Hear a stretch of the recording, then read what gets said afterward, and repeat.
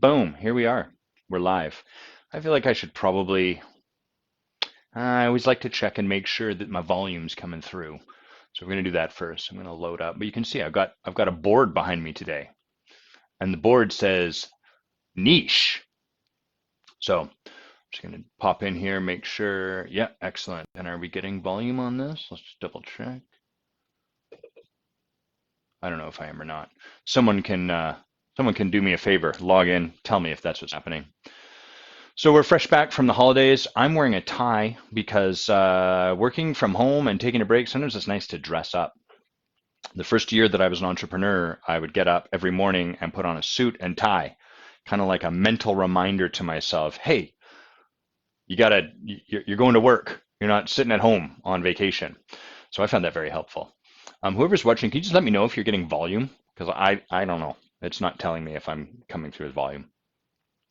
So this is going to be kind of a shorter live show today. I'm going to talk about two things. One's a question that I got from an audience member, and then the other is just this topic of our niches. Niche applies, really when we talk about a niche, it's understanding your customer. And so niching applies far beyond just coaching, although it's held out like a little bit of a silver bullet or a holy grail in coaching. So I'm going to first talk about the industries where that's kind of the case. That's where people struggle a bit and why that is. And then I'll talk about niching in general. And I'm going to talk about a niche in two particular ways. I'll talk about it in the traditional model, which will probably be on this side of the page. I'll probably draw a dotted line here, but no guarantees yet. We'll see how that goes. And then on the other side, or perhaps a whole new page, I'll talk about a much more powerful way to get to understand our customer, the sort of people that we're serving. So that's what we're going to talk about there. And then the question from our audience, Drew Tupper, thanks Drew for your question, is what do you do when someone knows what they need or want to do? Usually it's like, I know what I need to do, but I'm not doing it, or I can't make myself do it, or it's not happening. So what do we do with that? How do we work with that kind of thing? And how do you work with that when it's you? How do you work with it when it's a client? How do you work with it when it's one of your direct reports as a leader? So we'll break that down, what's happening when we know what we need to do, but we can't seem to make ourselves do it. I'll talk about the sort of like the go-to, the automatic, the thing where like, oh, this is the solution we reach for and why it doesn't work. And then we'll talk about how you actually break that up, how you actually work with that. Okay. So I've got some hot tea. Let's start with a sip. It wouldn't be the live show if we didn't have a sip out of this beautiful potteried mug. Ooh, that's lovely stuff. That's peppermint tea. Hot peppermint. I'm gonna have another sip. That was so good. Mmm, fantastic. Does anyone else here enjoy getting dressed up? I miss it. As a lawyer, I dressed up every day. And then once I got into coaching, I was training coaches, and in the company we worked for, we held ourselves out at like our commitment was to be a training school of excellence. And so what are the ways we do that? Well, we dress in a way that is reflective of that excellence. So we'd all dress businessy, which you can get in an argument, does business mean excellence? But that was the code they had. And so then I got to express myself in my love of dressing up, my sartorial love that way. But then since leaving that work, there hasn't been a lot of opportunities. So anyhow, let's talk about niche. So our niche is who are our people? Like, who is it that I'm trying to serve in the world? As a service professional, even as like a widget selling professional, this is like a big part of our work. In the product-based business, your niche is less important to an extent. So if you're selling windshield wipers, your niche can be as general as people with cars. Because people with cars are going to have windshield wipers, and their windshield wipers are going to break down over time, and they're going to need to replace them. So that can be your level of niching. Now, if you're trying to get into a crowded marketplace, then you kind of need something to differentiate yourself. You might need to make your niche a little bit more specific so you can really sell and work with the people that are going to buy your product. So if you have it in your mind, you're like, boy, I think there's an untapped potential in the windshield wiper market, and I really want to hit that, and I want to make a lot of profit doing this, then you might have to start to look like, well, who's going to pay more for a luxury brand windshield wiper? What are the kind of characteristics, blah, blah, blah. So if you want to exist in a generalized marketplace, then your niche isn't so important. But if you want to sort of sell a high ticket kind of product, then your niche becomes more and more and more important. So coaching tends to be, generally speaking, when people start to look at this, they're looking through one of two lenses. They're looking through like, boy, I'd like to be high ticket. I'd like to be really focused on a particular group of people. Or they're like, I'm terrified and I don't even know how to begin talking to people, and I wish there was an easy way to do it. And that's where a lot of this is the first part, right? I'm going to talk about, maybe I'll write it up here, like what, I don't even know if you can read that. Oh, I guess you can kind of read it, is going on in the coaching space.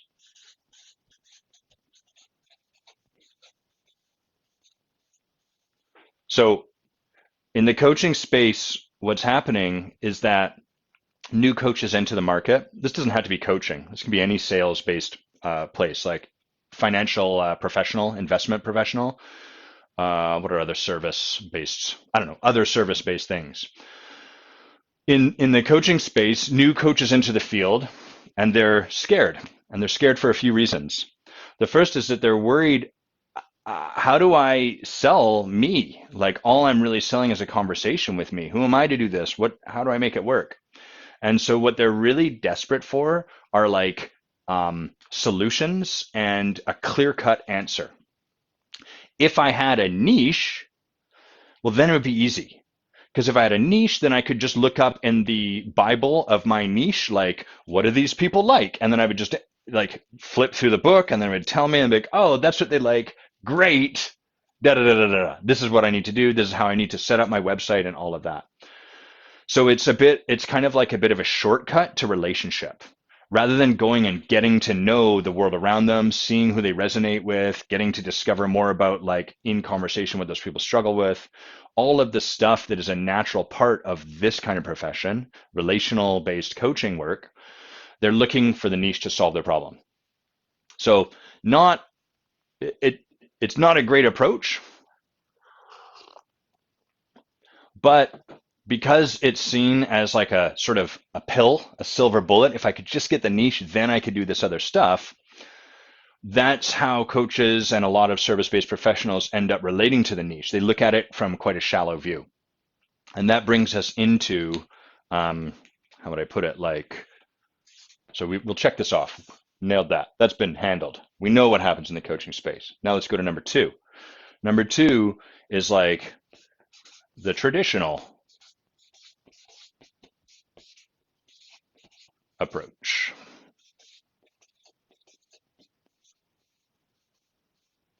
You like this whiteboard? It's nice, right? That's nice. So the traditional approach to niching is people, when they hear, like often the training you get around this is like, start figuring out who the people are that you'd like to serve. And so when we look to who that is, we look at what do they do? What are my people doing? Or like something else that tends to be kind of at the surface level. So be like, oh, I'm a coach for doctors. There's my niche. Or I serve people of color. There's my niche. Or what's a third one we could come up with? I work with chefs. I don't know. Sure, why not? So all of these are basically focused either on like the color of someone's skin. People of color is a little bit, I don't want to like suggest that it's a shallow approach. It's just really, really broad and wide open. Doctors, chefs, our focus is on what is it that they do? What is the thing they are doing in the world? And that's pretty much as far as the niche goes. And so then what the person does is they're like, okay, they're doctors, they go out into the world and they try to figure out like, what do you struggle with? What is your angst? What is your pain? What do you wish you had more of?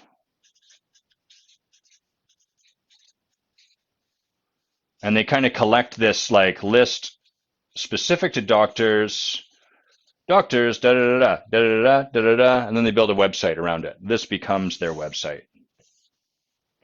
www. And that's the end of the niche. And then they go into the world and they try talking about this sort of stuff. So there's a problem with this. It's not really a problem. I guess I want to take one step back and say, this is fine. You can do this. It's just that this is a really broad, high-level, kind of surfacey approach to niching, and it's maybe not going to give you access to your customers the way that you're hoping. You might discover this over time. Coaches often experience frustration, letdown, annoyance that it just doesn't seem to be working, and then they think there just must be some other silver bullet that I'm missing. There's got to be something else I just don't yet have. 3 viewers. We're crushing it today. This might be our last live show. I'm going to see. I'm thinking about addressing this format, changing it up. We'll see. So what's missing in this is what we do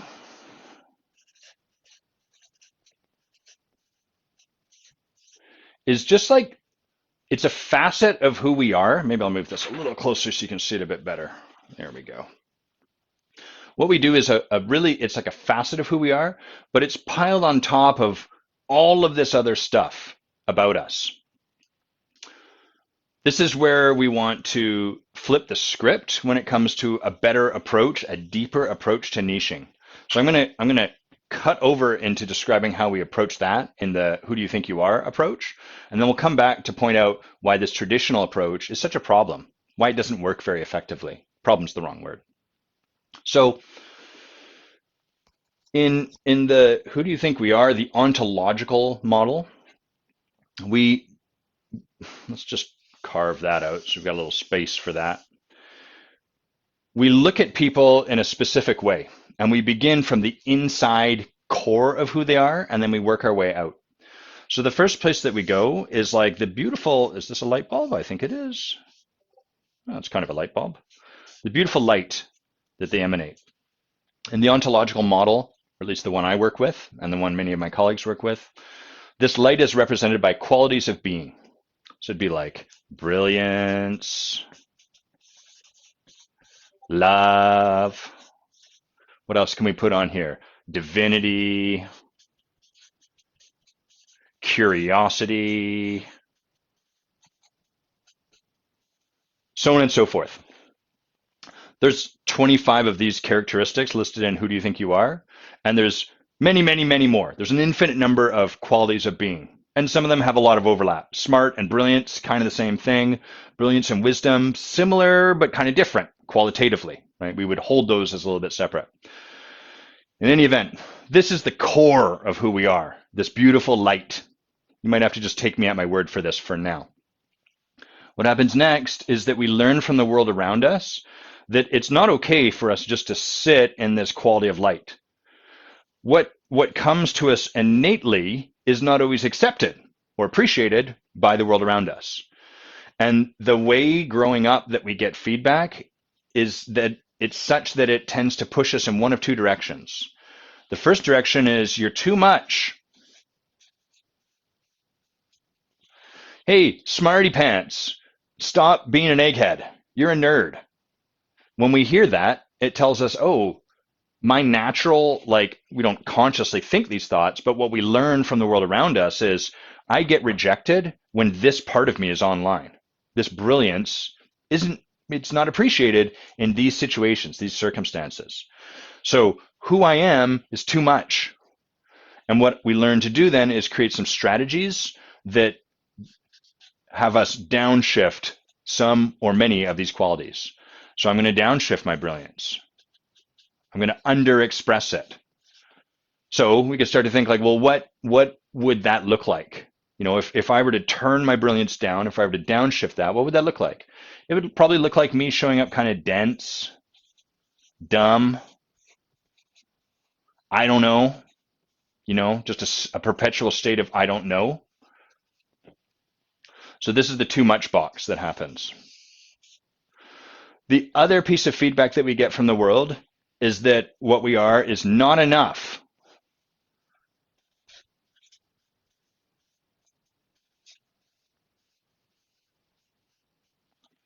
Not enough would be feedback like if we stuck with brilliance again, the feedback might be something like, hey, good job on that A minus. I just go to school, I'm just doing my whatever. But my parents have expectations of me. They want me to do really good because then I'll go to a really good university and then that'll make them proud. And then the family, boo, all of that stuff. Doesn't even have to be selfish. It might just be love. They really want me to succeed in life, and that's the direction they're pushing me to do it. So that feedback kind of looks like, hey, good job on that A minus, but hey, what about getting that A plus? You're capable of it.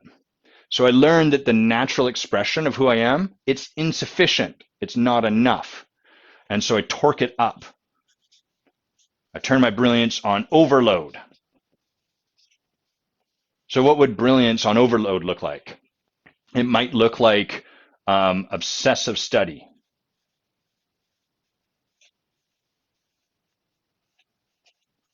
It might look like being fixated on being right.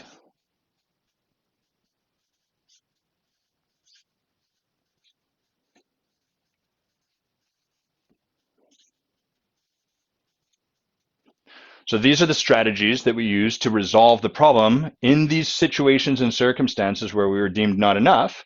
That's how we solve it. So whilst we began as this beautiful source of light, just pure light, and if you're kind of dubious that this exists, go spend time with toddlers. Toddlers that haven't been trained out of their natural selves yet. This is what you get.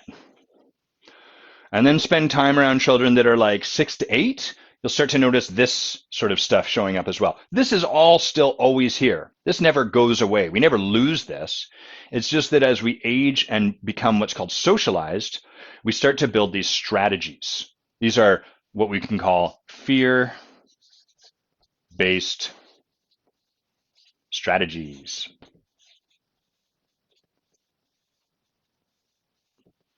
So these strategies manage the problem of me being too much or too little. They're a very, very effective way to become accepted.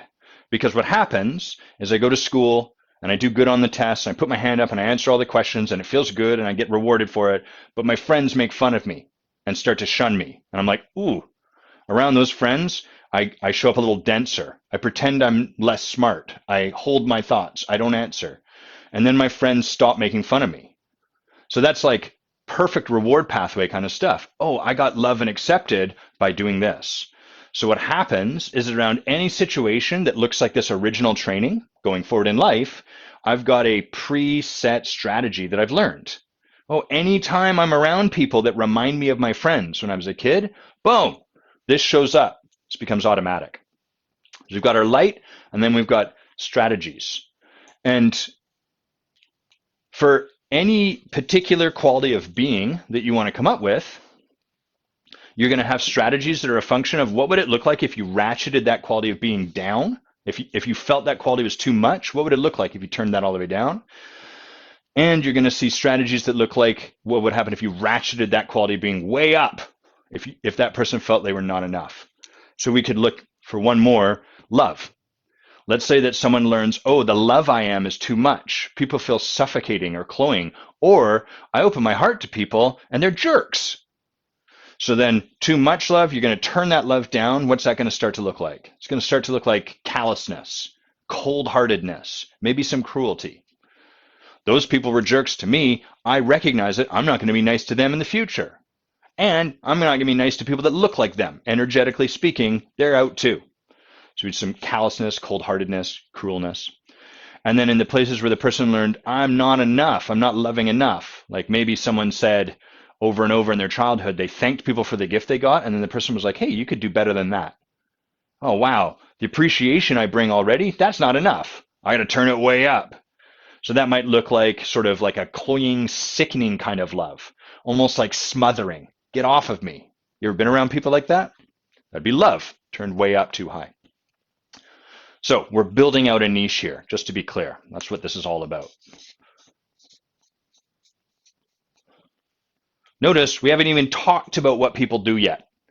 We're still building this niche from the inside out. So we start with these qualities. Then we move to like the strategies of these qualities. And from there, we're going to start to see some things. So these are the sort of like, this is the innate nature of someone. This is the strategies on top of their innate nature that they've learned to adopt.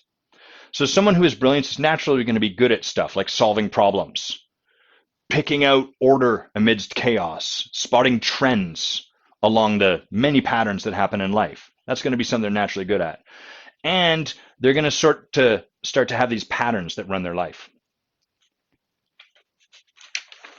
So what we want to do is we want to look at this whole contextual part of how this person shows up.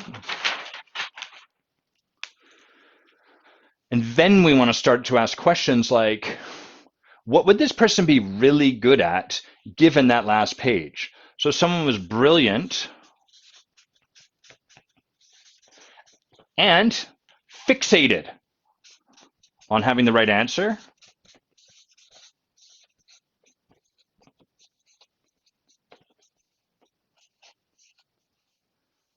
we want to ask ourselves questions like, what are the careers that would be rewarding to these sort of people? What kind of career would this be a good set of skills? So the trouble is that we look at, being fixated on the right answer, that's never good. That's a bad thing, full stop. That's a problem. But it's not. There's no problems. None of this stuff is necessarily bad. It's just kind of on overload. It's always on. It's redlining. So brilliant, fixated on having the right answer. Well, one career that'd be great would be a lawyer, speaking from experience, right? Anytime the judge asks you a question, you've got the right answer there because you spent the last 48 hours not sleeping, but studying. You've read more books on the study of seals and various sea mammals than anyone else could possibly imagine would be reasonable. That is also based on a true story from my brief career as a lawyer. I learned a lot about pinnipeds. Pinnipeds are all sea mammals like seals, walruses, sea lions. Got that cigar-like shape, pinnipeds. Brilliant, fixate on the right answer. Where else would it be really important to be able to parse through complexity and to make certain you have the right answer? Possibly medicine might be an example. Doctors, there's a lot of knowledge they need to have. It's important that in the moment they can make clutch decisions, and so on and so forth. So you can start to build from these things. What kind of things do these people actually do? So at this point, we've arrived back to this same place. What we do. What is it that this person does? The difference is that our niche is built a bit like a pyramid. We've got what we do, WWD. We've got fear strategies. And we've got the light. This leads to this, leads to this.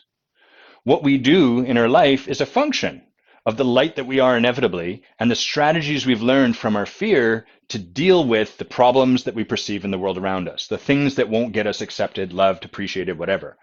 So this all leads up.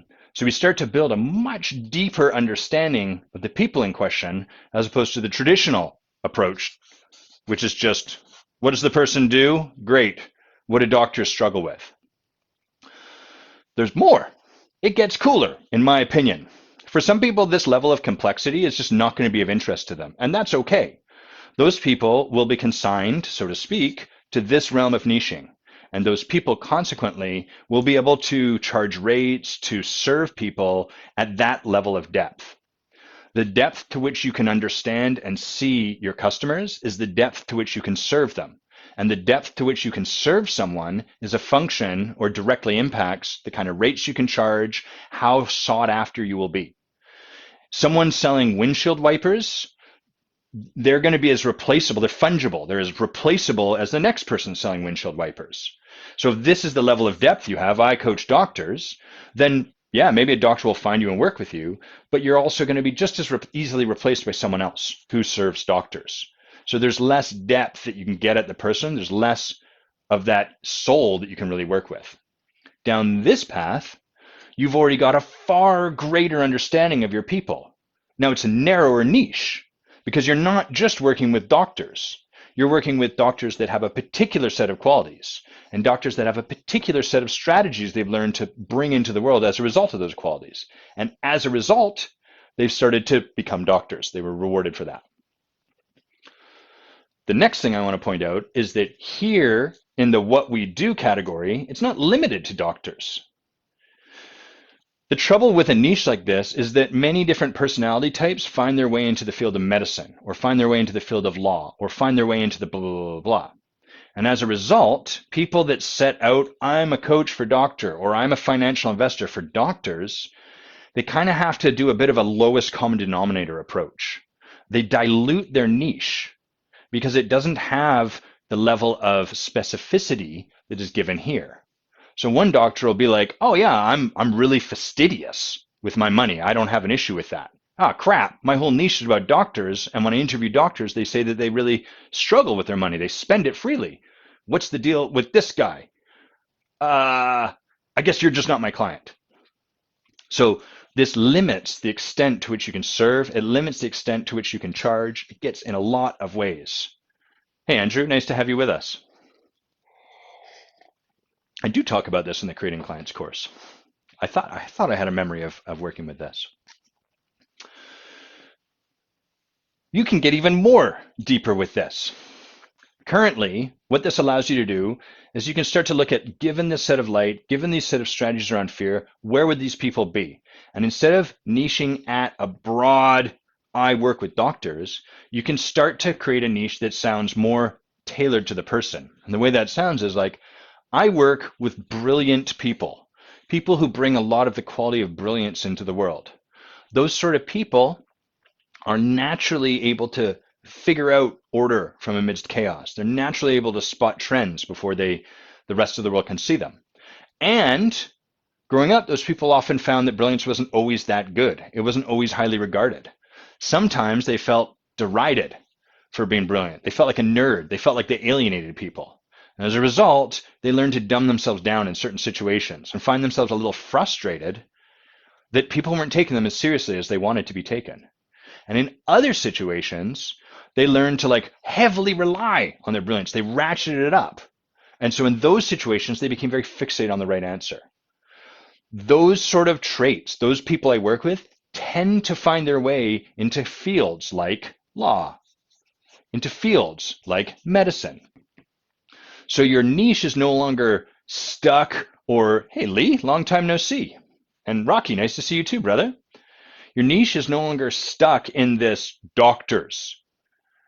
If you've ever tried to niche that way, you might have had that experience where you're frustrated because you're like, man, not all doctors are the same.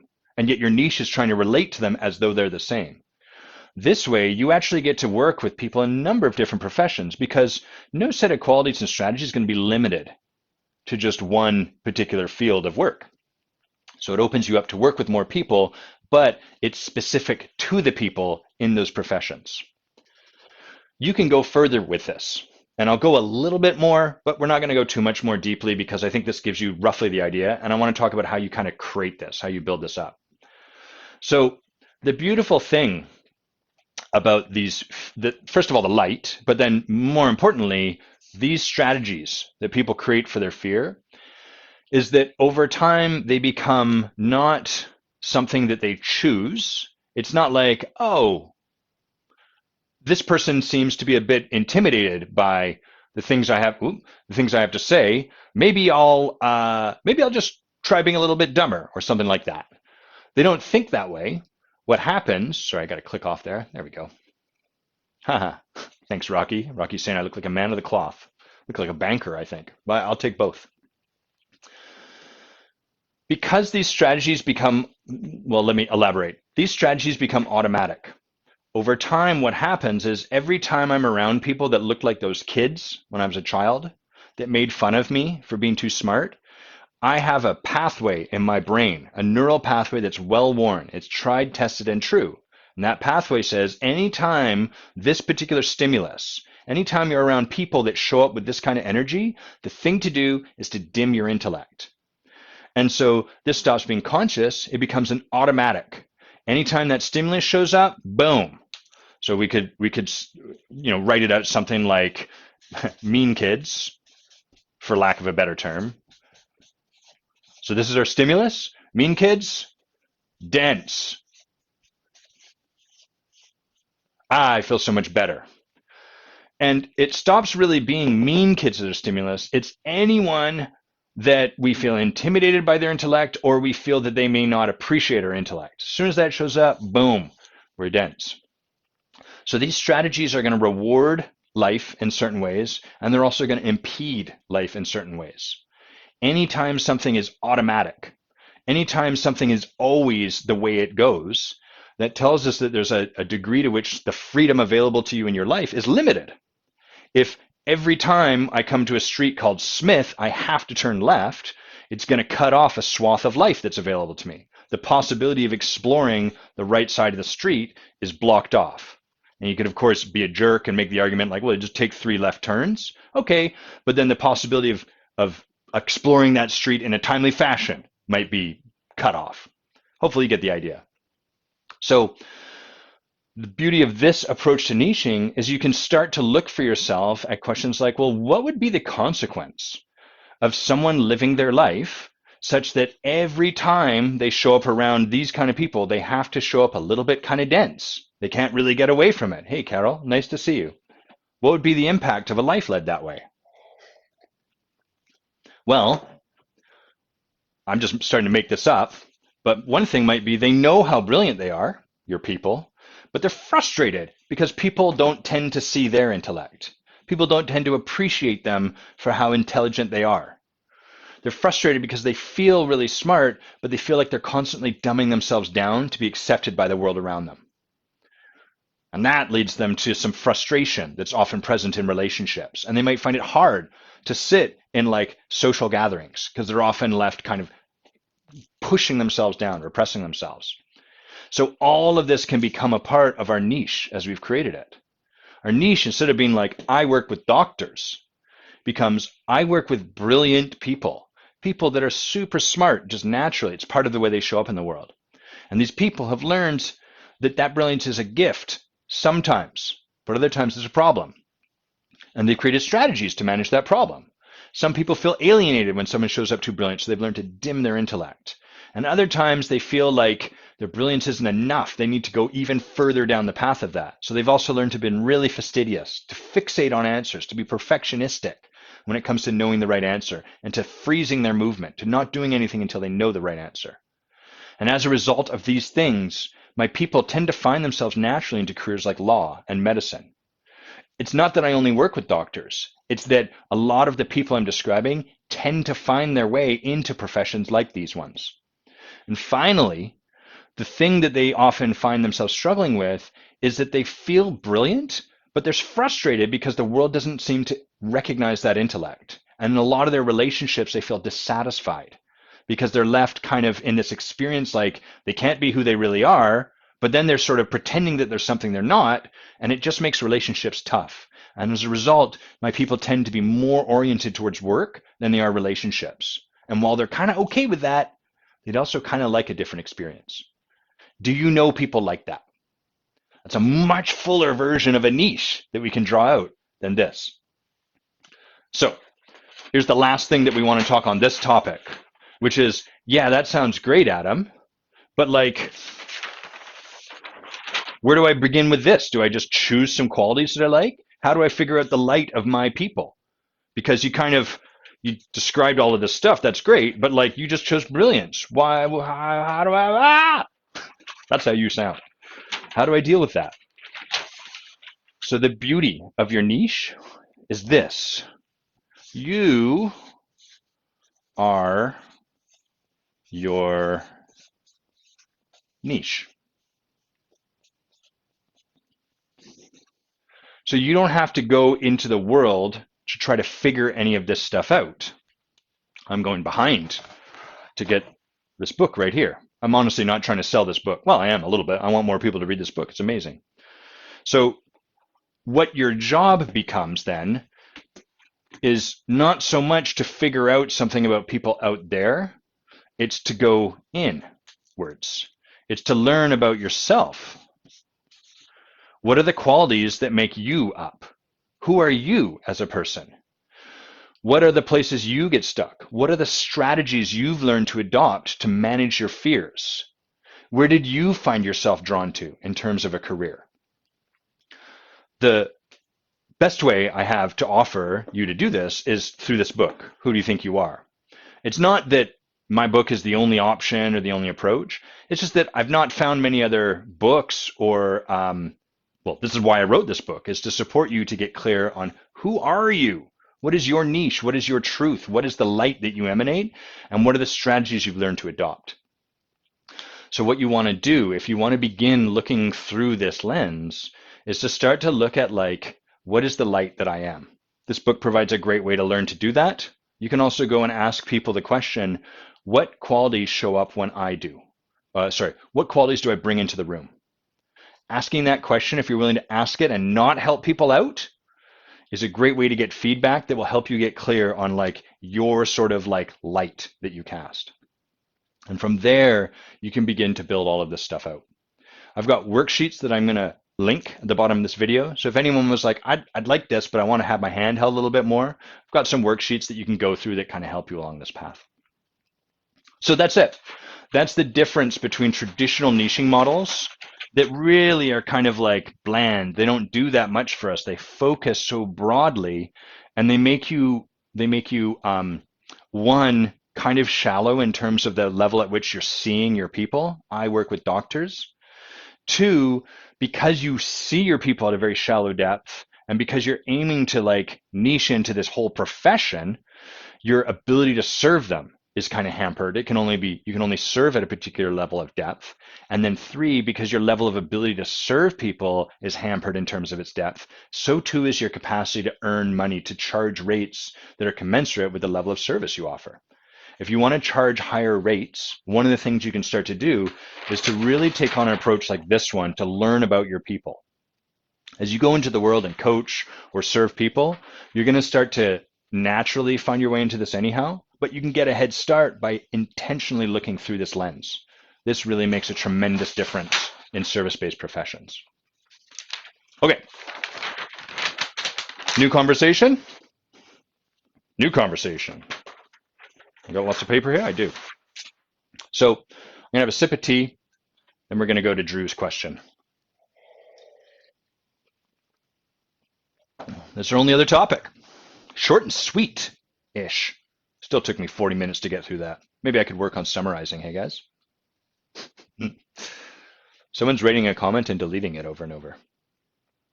I can see the comment thing moving, but I can't see the comment you're leaving. And I'm sad, because I want to see your comment. Okay, so Drew's question is, what do you do when you know, or when a client know what to do,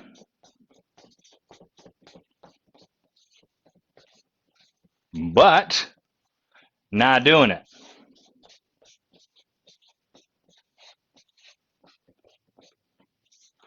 What do we do here? So the way this sounds, or the example of it, hey Jay, nice to see you. In our head or in our vocalization when we're talking to clients is like, I know what I need to do. I know what I need to do. I'm just not doing it. I know what I got to do. I just got to make myself do it. I know what there is to do, so there's no point in talking about it.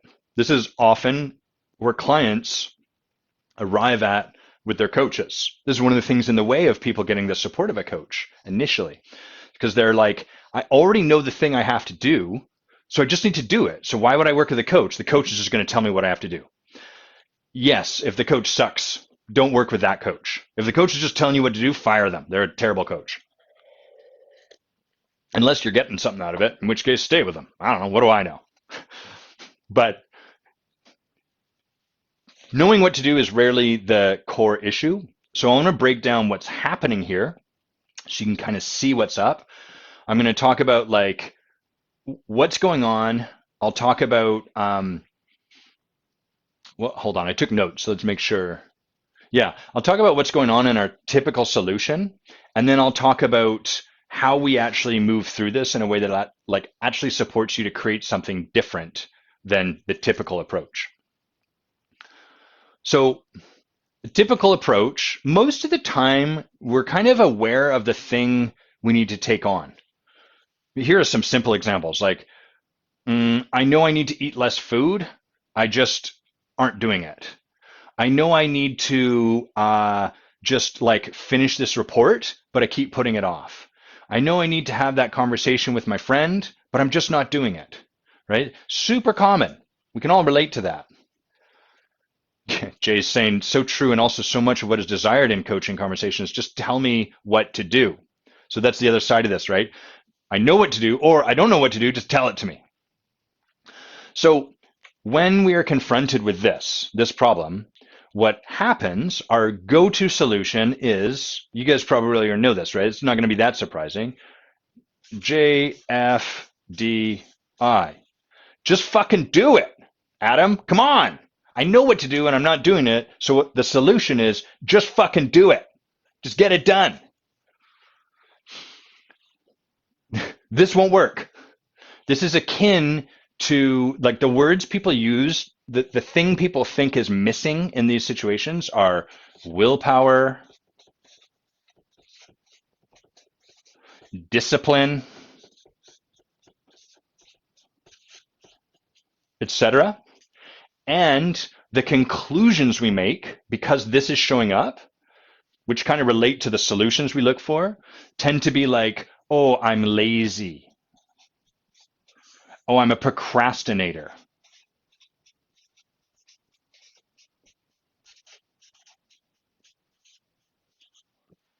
So we judge ourselves for this.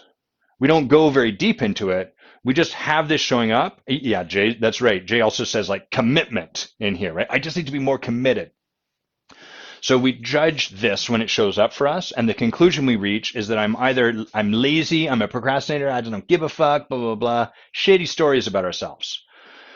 And given that's the level at which we can see the depth of this problem, well, the answers are just fucking do it. I need willpower. I need to just grind this out. I need to force myself to do this. I need to lock myself in a room and blah blah blah. That will work in the short term, but it will not solve this issue in the long term. So let's look at what we do with this. When we have a client that's showing up this way or when we're showing up this way, how do we actually work with this? So, the first thing that we want to get curious about is like, if this was sacred, so these things here, these don't hold this as sacred. These conclusions about ourselves have this be something like wrong with us. That's not sacredness. To hold it as sacred would be to say something to ourselves like, the fact that this is showing up is giving me information, valuable information, important information, sacred information. I am not doing what I know I need to do or what I know there is to do for some reason. What is the reason? Don't go here. So the first thing that on some level is always true is that whatever's happening, whether we're frustrated by it or not, makes sense. And it makes sense beyond just that you're lazy or a procrastinator. It makes sense almost always because there's some story that would have you resisting knowing what you need to do. So that's the first thing we want to do is we want to get at what's the story about what you have to do.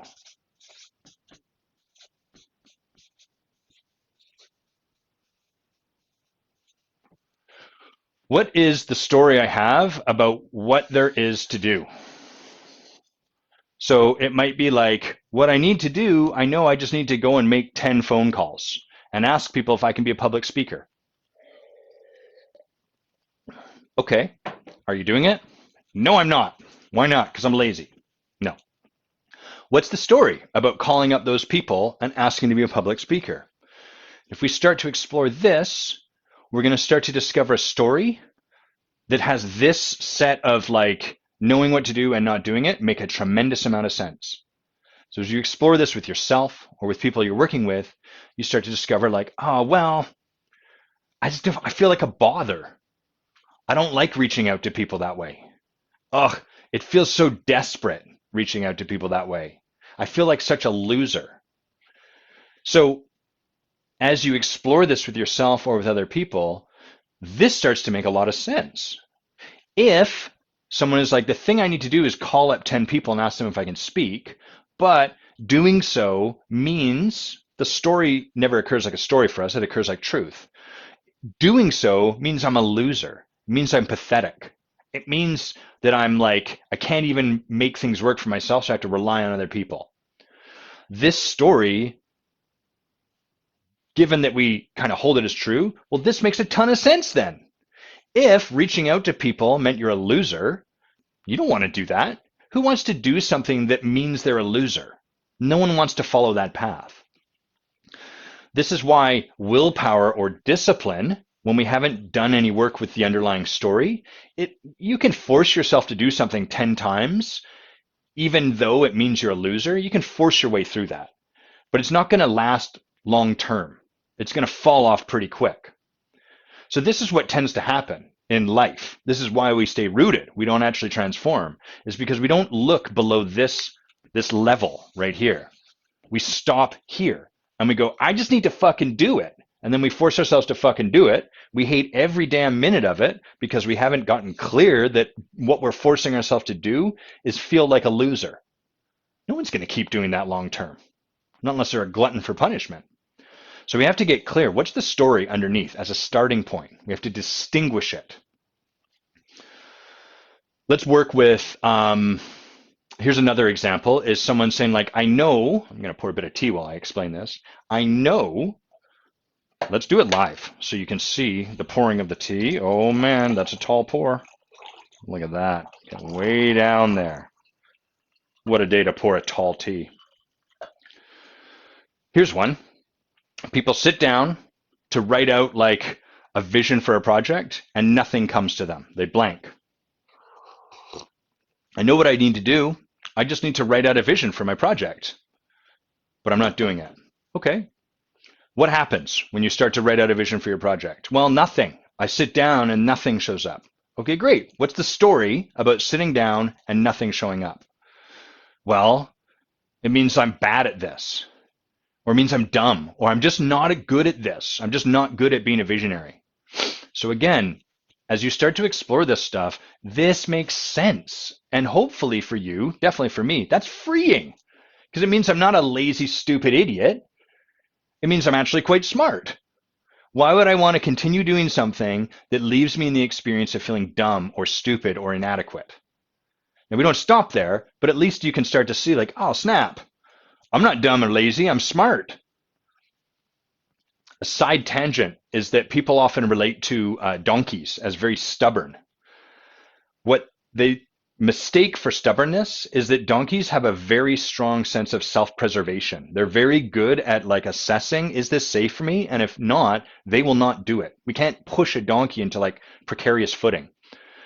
And so people mistake that sense of self-preservation for stubbornness. Oh, they just don't do what you want them to do. No, they're preserving their self-preservation. They're being self-preservational. So that's the same thing as what's going on here. We don't look very deep with ourselves, so we stop. So this is the first thing. We got to get clear. What is this story? The second thing that we have to do is we have to excavate that story.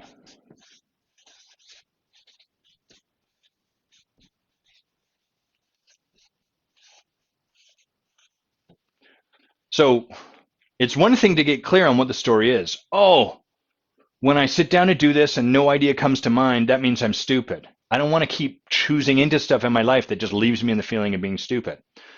Now, that's not true. That story isn't reality. The fact that you sat down and didn't have an idea come to your mind as you were brainstorming or trying to come up with stuff and left after 10 minutes because you couldn't be with that story, it doesn't mean that what the story is telling you is actually truth. There's many, many reasons why sitting down for 10 minutes to start to brainstorm a project might just leave you blank. I'll just come up with some reasons. One, sometimes creating, ideating is a muscle. It takes us time to learn to just barf out the idea rather than try to edit it in our head. Maybe we're just atrophied. Maybe we're out of practice. Maybe we've never practiced this at all. Maybe we just have like a 15-minute entry process before we start to get into the flow of this. Maybe it means nothing at all, and different people take different amounts of time before the ideas start flowing. So these are all different truths. They're different stories, if you like, about what's happening. So we have to distinguish the story, but we can't stop there. We actually have to move it out of the way. So we want to excavate it. The process to start to take away the power of your story, the sticky power of your story, is to start to notice yourself creating it in the world. So if the story is, oh, it means I'm dumb, a really great practice is to go into the world and watch yourself imposing that story onto various things that are happening around you. And what that'll do is it'll help you start to see, oh, that's a story generated from within. I'm creating that story actively. I'm actively creating proof that that's the truth about what's happening, as opposed to actually getting clear on a different truth or whatever. So we start to have you notice how you are creating this as real. There's a much deeper layer to this work. I'm not going to go into it because that would make this live much longer and already a bit of a challenge for attention spans. But this is the second step. Excavate the story. If you're a coach, you can support your client by getting clear on this story, the payoffs of it, how it works, why it's there, what they get out of it, what that protects them, keeps them safe from, blah, blah, blah, blah. So the second thing is to excavate the story. The third thing, let's get into a good squat here. It's a good dinking shot in pickleball. You get a good stance down like this. Create a new story.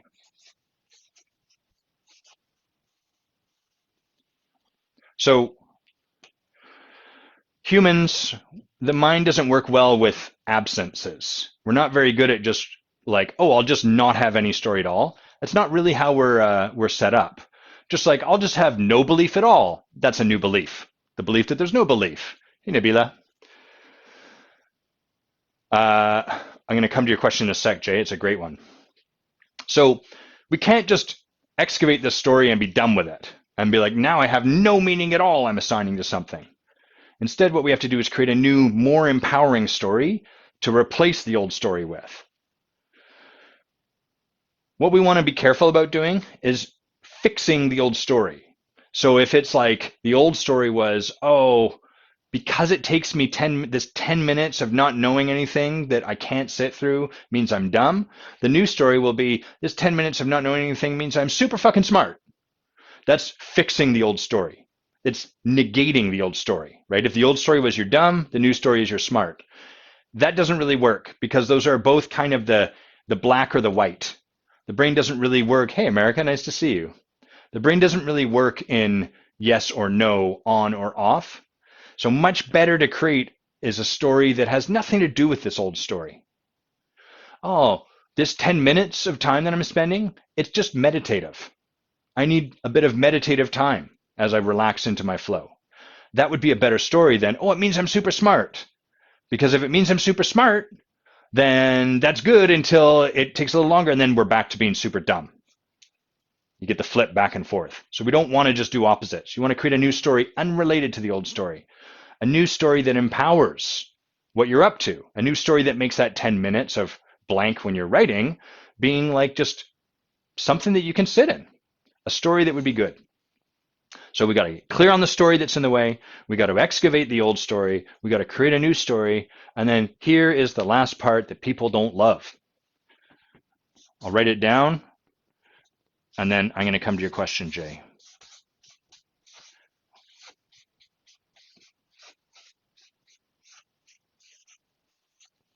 Okay. Create structure is what I've written down. We're going to come back to that. So Jay asked a great question. Does it make sense that we might sometimes more readily spot ourselves judging others by our story? Yes. So what Jay's saying is sometimes we have this story like, and that's this stage where we're gathering evidence for our story. We're noticing how we kind of like create this as a truth. So we're like, 10 minutes When I sit and do stuff for 10 minutes and that brainstorming idea doesn't come, I feel so stupid. One of the ways Jay is speaking to that we can spot that story in the world is watching how we impose it on other people. So yeah, we do it to ourselves, but we also do it everywhere else. So you might sit with one of your staff members and be like, all right, we're going to do this work. And you're like, what's one of the things that we could take on? Your staff member sits and hems and haws in 10 minutes. And inside you're just like, you fucking idiot. Come on. How are you this dumb? It's just a single idea.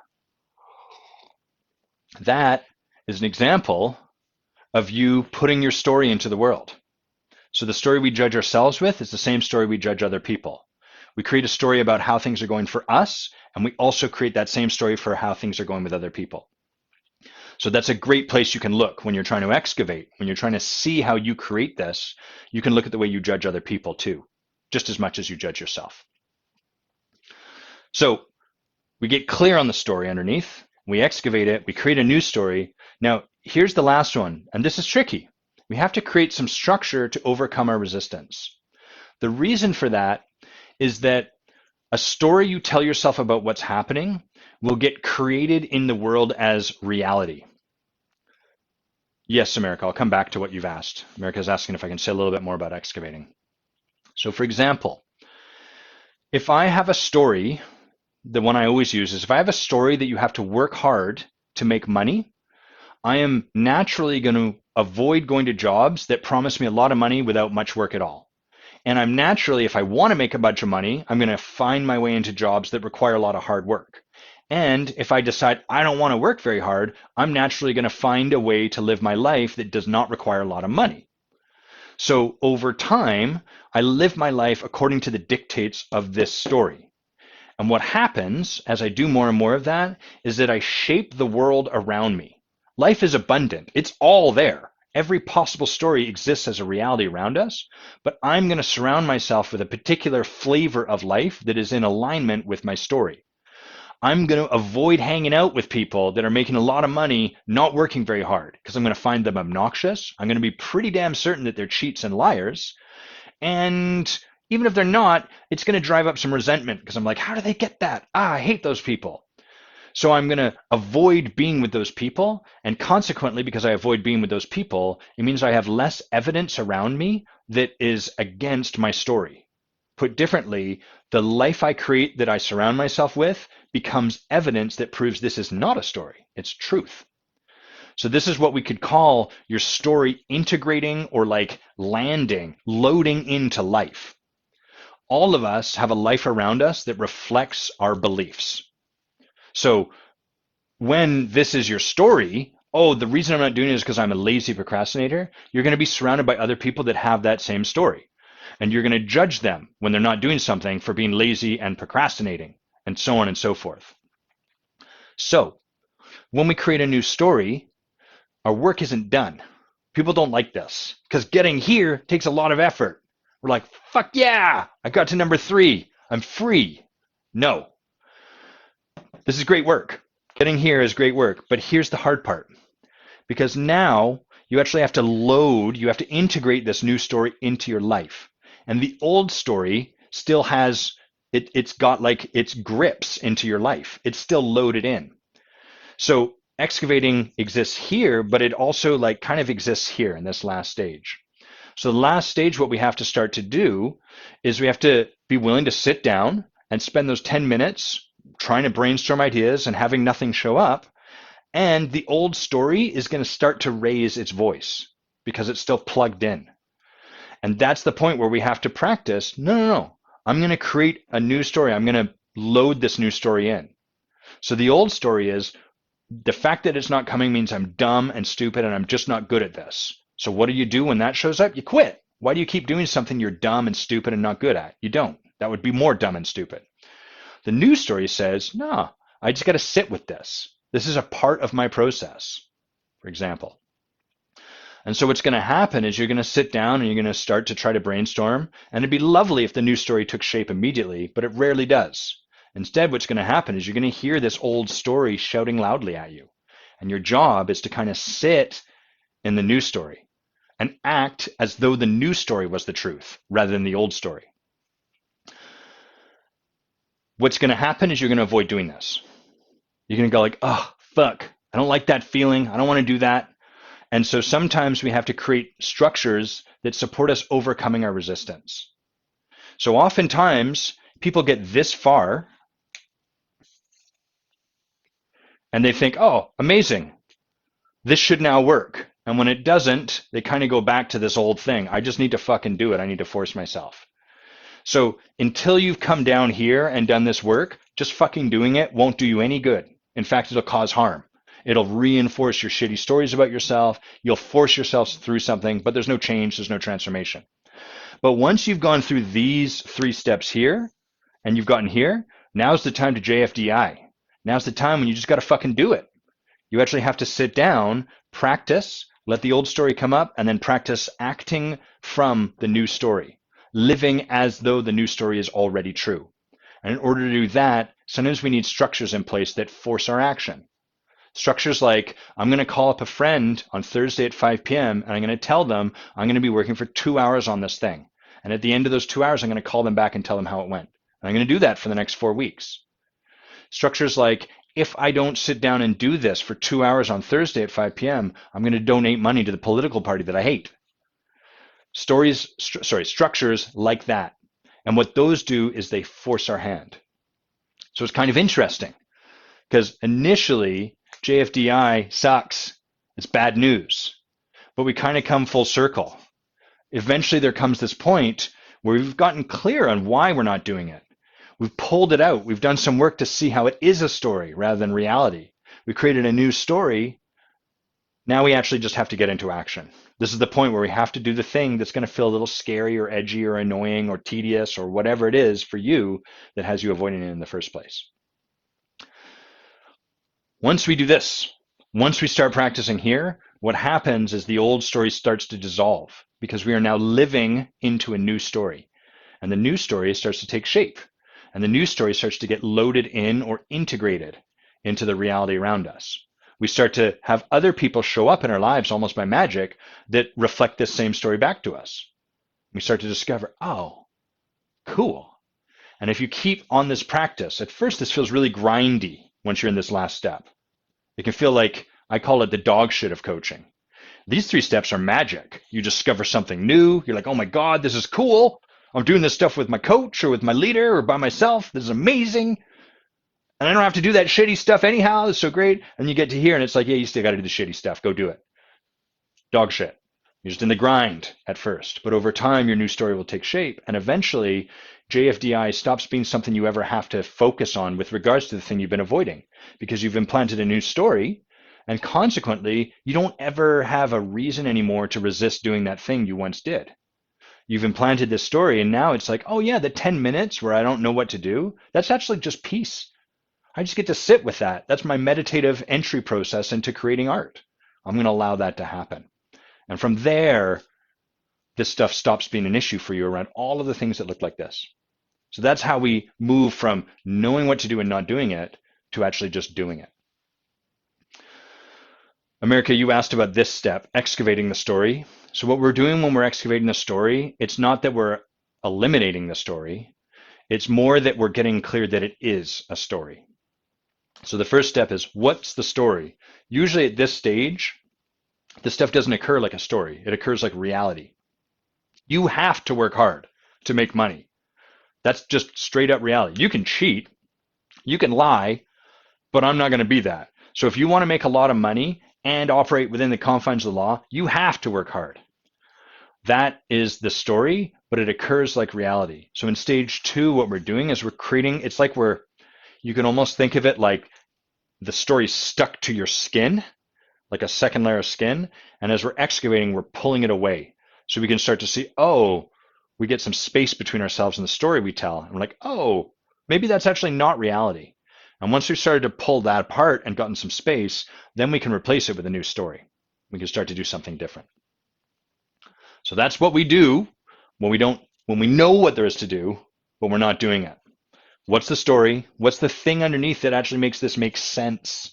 Like from a real beautiful human being kind of makes sense. I'm just lazy. That's not a story that makes sense. Children aren't just lazy. They avoid doing things they want to do, but they're not lazy. Just like donkeys aren't just stubborn, they have a sense of self-preservation.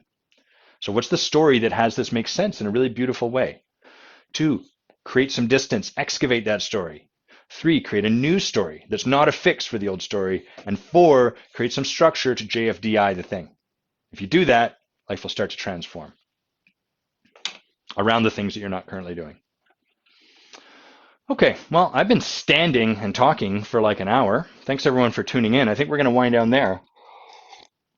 I like this piece of paper that I get to write on. So if you have something you'd like me to elucidate, you can help me by just writing it in a comment right now or putting it in a message to me at the end of the week, and then I can do more of these.